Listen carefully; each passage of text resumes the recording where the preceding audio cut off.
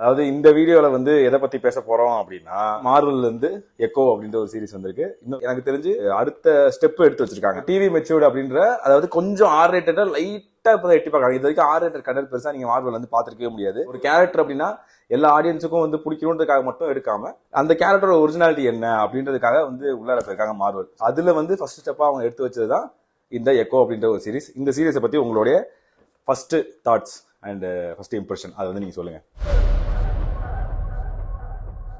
First impression என்னன்னா, ஒருத்த final எபிசோடே பார்க்கல.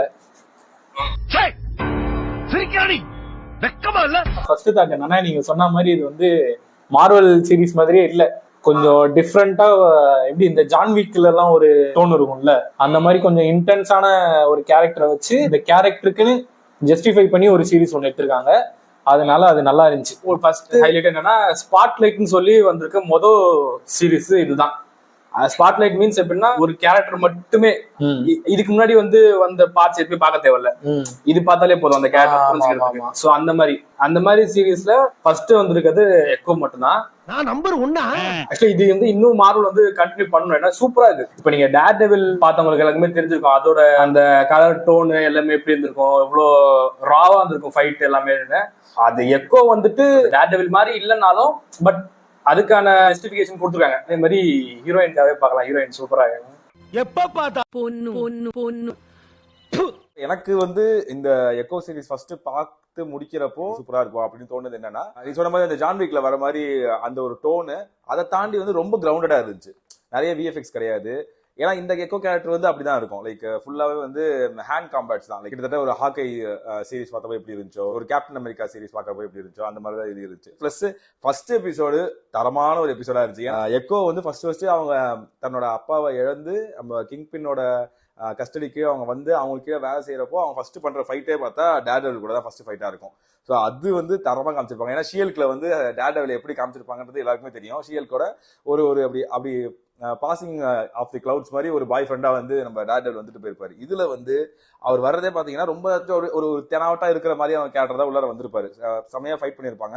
அந்த ஒரு ஃபைட் சீக்வன்ஸுமே எனக்கு ரொம்ப பிடிச்சிருச்சு. மெயின் வந்துட்டு டேர் டெவிலுக்கு எல்லோ சூட் எடுத்துட்டு திரும்ப ரெட் சூட் கொடுத்ததுதான் ஹைலைட்டே. அங்க டேர் டெவிலோட அந்த ஒரு டோனே அந்த ரெட் சூட்ல இருக்கும், செம்மையா இருக்கும் பாக்குறதுக்கு. அதை வந்துட்டு தூக்கி அதை வந்து ஒரு மாதிரி எல்லோ சூட் கொடுத்து அதை கேவலம் சரி எல்லோ சூட் கொடுத்தாங்க. அதுக்கேற்ற மாதிரி ஃபைட் சீன்ஸ் அந்த மாதிரி இந்த எக்கோல இருக்குமே கிரவுண்டடா ஃபைட் சீன்ஸ் எல்லாம் வச்சு டேர் டெவில்ல வந்துட்டு இன்னும் கொஞ்சம் நிறைய காமிச்சிருந்தா நல்லா இருந்திருக்கும். பட் ஏமாத்திட்டாங்க சிஎல்ஸ்ல.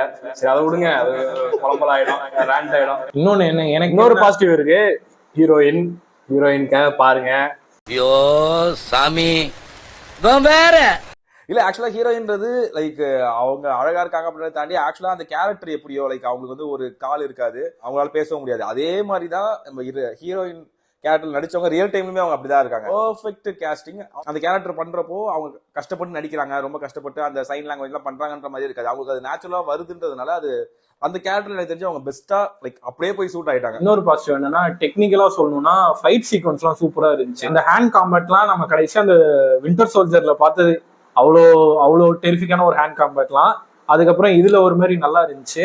அப்புறம் இன்னொரு விஷயம் நோட்டீஸ் பண்ணது என்னன்னா, அந்த ஆடியோ பெர்ஸ்பெக்டிவ் சேஞ்ச் ஆகும். இவங்களோட பிஓவில இருக்கும்போது சவுண்ட் எதுவுமே கேட்காது, ஒரு மாதிரி ரொம்ப மைல்டான சவுண்ட் தான் கேட்கும். அந்த பிஓவி சேஞ்ச் ஆகுறது அது நல்லா இருந்துச்சு. இந்த சீரீஸ்ல இருக்கிற கேரக்டர்ஸ் பார்த்தா எனக்கு தெரிஞ்சு ரொம்ப மினிமல் கேரக்டர்ஸ் தான் நினைக்கிறேன். அந்த எல்லா கேரக்டர்ஸ்க்குமே வந்து இவங்க ஏன் இந்த சீரீஸ்குள்ள வராங்க, இவங்களுக்கு என்ன பர்பஸ் என்னன்றது கரெக்டா கொடுத்துருக்காங்கன்றது, ஜஸ்டிஃபை பண்ணிருக்காங்கன்றது என்னோட தாட்.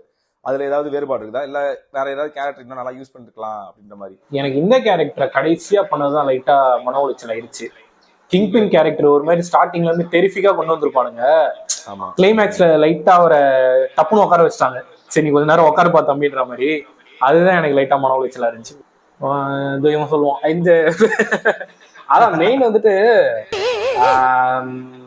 ஒண்ணு அவ்வளவுதான். நெகட்டிவ் பாயிண்ட் சொல்லும்போது இன்னும் கொஞ்சம் இம்ப்ரூவ் பண்றது என்னன்னா, இப்ப இந்த ரொம்ப நேரமா குயின் பின்னா மாறணும்னு ஆசைப்படுவாங்க. குயின் அந்த கிங் பின் இதுவா இருந்ததுக்கு அப்புறம் இவங்க சுட்டுருவாங்க. ஆக்சுவலா சுட்டதுக்கு அப்புறம் வந்துட்டு இவங்க வந்து அதை டேக் ஓவர் பண்ணணும்னு நினைப்பாங்க. அது ஏன் பண்ணணும்னு நினைக்கிறாங்க, ஆக்சுவலா அதுல இருந்து விலகி வரணும் தான் நினைப்பாங்க, திரும்ப அது உள்ளே போகணும்னு நினைக்கிறாங்க. அதெல்லாம் கொஞ்சம் இதுவா இருந்துச்சு. எனக்கு வந்து இதுல 5 எபிசோட் இல்லையா, அதுல ஃபர்ஸ்ட் எபிசோடு அண்ட் 4 and 5 இது வந்து கொஞ்சம் டக்கு டக்குன்னு மூவ் ஆன மாதிரி இருந்துச்சு. ரொம்ப லேக் இல்ல, டக்கு டக்குன்னு கதைகள் இருந்த மாதிரி இருந்துச்சு. ஸோ அந்த 3 எபிசோட்ஸும் எனக்கு வந்து பாசிட்டிவ். ஏன்னா அதுல தான் வந்து முக்கியமான அந்த ஃபிளாஷ்பேக்காக இருக்கட்டும், அவங்க நம்ம மாயா லோபஸோட அந்த டிரான்ஸ்ஃபர்மேஷனாக இருக்கட்டும், அவங்க என்னென்ன தன்னோட திடீர்னு அவங்களுக்கு ஏதோ ஒரு கனவு மாதிரி வந்துட்டு போகும், அதுக்கான காரணமா இருக்கட்டும், அது ஏன்னு தெரிஞ்சுக்கிறதா இருக்கட்டும், இது எல்லாமே அந்த எபிசோட்ஸ் தான் நடக்கும். ஃபர்ஸ்ட் எபிசோட் பார்த்தீங்கன்னா ரீவைண்ட் மாதிரி இருக்கும், அதில் தான் நம்மளோட டேர் டெவிலோட சண்டையும் வந்திருக்கும்.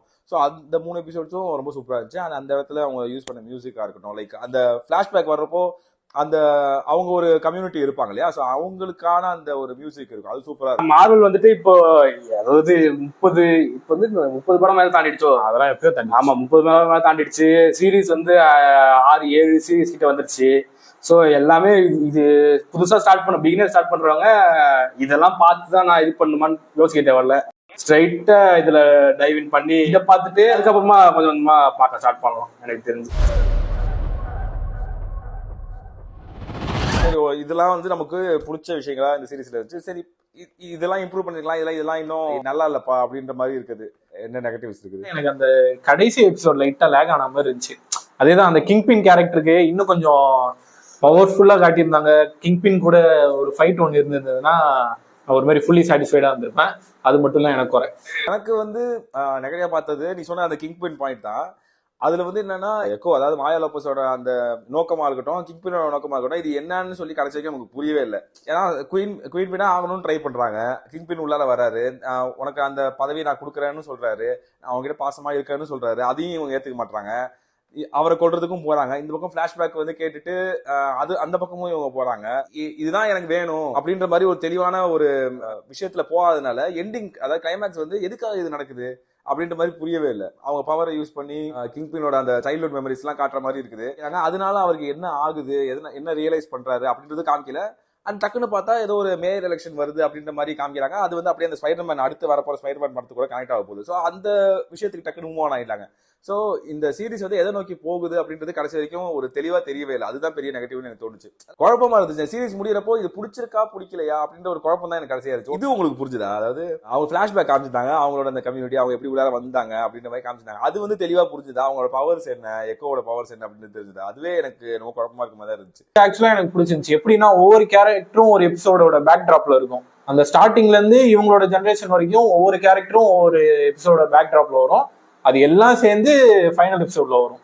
அது நல்லா தான் இருந்துச்சு. அதாவது வந்து இப்போ அந்த சின்ன ஒரு பறவை, அந்த பறவையில இருந்து அது திரும்ப மீண்டு வர்றப்போ நம்ம எக்கோ கேரக்டர் மீண்டு வர்றாங்க அப்படின்றது காமிச்ச விதமா இருக்கட்டும், அந்த பிளாஷ்பேக் காமிச்ச விதம்லாம் நல்லா இருந்துச்சு. பட் புரிஞ்சுதான்றதான் இது. அவங்க யாரு, அவங்களோட கல்ச்சர் என்ன, அவங்களோட உருவம் வேற மாதிரி இருந்துச்சு. அப்புறம் மனுஷ உருவம் எடுத்தாங்க, எதனால அந்த டிரான்ஸ்ஃபர்மேஷன் நடந்துச்சு, அவங்களோட பவர்ஸ் என்ன, லைக் கையில வந்து திடீர்னு ரிங்ஸ் மாதிரி வருது, அதுல இருந்து நம்ம மாயா வந்து நிறைய பவர்ஸ் எல்லாம் யூஸ் பண்றாங்க. சோ அந்த பவர்ஸ் என்ன, இதெல்லாம் எதுவுமே காமிக்கல அப்படின்ற மாதிரி இருந்துச்சு. டீடைலிங் பெருசா இல்ல.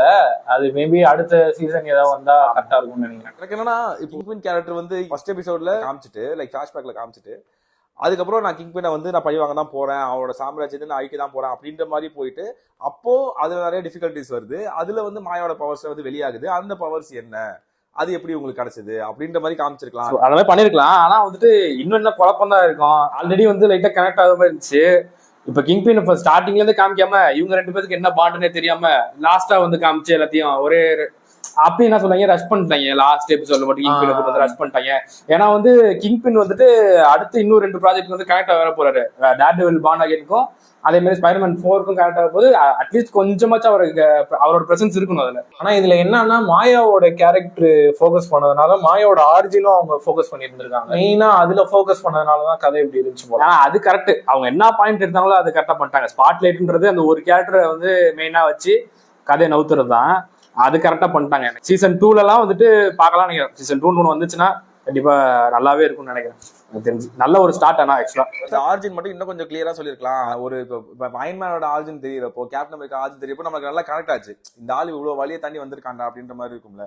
ஸோ அதே மாதிரி இவங்க இவ்வளவு பெரிய பவர் உள்ள ஆளுங்கப்பா அப்படின்றது நமக்கு இன்னும் ஃபீல் ஆயிருக்கும். இன்னும் அவங்களோட இந்த ஆன்செஸ்டரோட பவர்ஸ் என்னன்னு நல்லா காமிச்சிருந்தாங்க, என்ன தெளிவா சொல்லியிருந்தாங்க அப்படின்னா. அடுத்தது இப்போ போக வந்து எக்கோன்ற கேரக்டர் எப்படி யூஸ் பண்ண போறாங்க, அண்ட் கிங்பின் கேரக்டர் எப்படி யூஸ் பண்ண போறாங்க, அண்ட் மார்வலே இதுக்கப்புறம் எப்படி மாற போகுதுன்றது கொஞ்சம் பாசிட்டிவா இருக்குன்னு எனக்கு தோணுது இந்த சீரீஸ்ல. இந்த வீடியோ லைக் இப்படி நாங்க வந்து வர்ச்சுவலா உட்காந்து பேசுறோம். இது வந்து வேற வழி இல்லாம ஒரு எமர்ஜென்சி சிச்சுவேஷன்ல இன்னும் அடுத்த 1 வீக்ல 3-4 டேஸ்ல வந்து எங்களுக்கு வீடியோ வந்தே ஆகணும்.